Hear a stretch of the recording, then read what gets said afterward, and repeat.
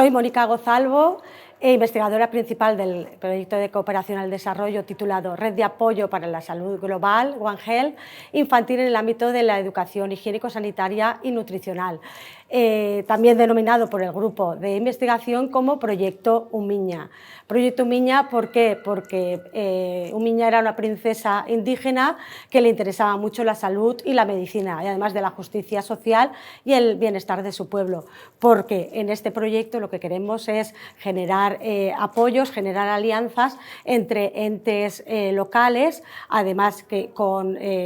estén alrededor de las unidades educativas donde se centra este proyecto. Este proyecto está ubicado en Ecuador y sus principales beneficiarios son aquellos niños que tienen entre 3 y 11 años y están en Ecuador, tienen un gran problema de desnutrición infantil. Por eso el principal objetivo es tratar que estos niños tengan conocimientos sobre la alimentación saludable y involucrar a todos aquellos entes, todas aquellas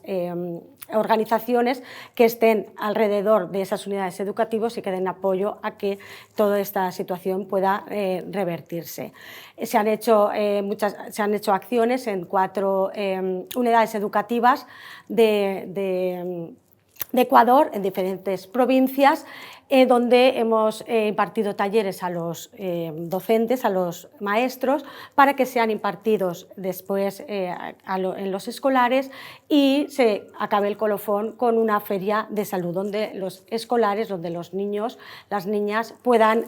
demostrar todos esos conocimientos y ponerlos en valor delante de sus padres, madres, con los que también se han hecho jornadas de socialización para que conozcan este proyecto. Esperemos que este proyecto, uno de los objetivos es que sea sostenible en el tiempo y una vez que se haya implantado, que curso a curso vayan dándose todas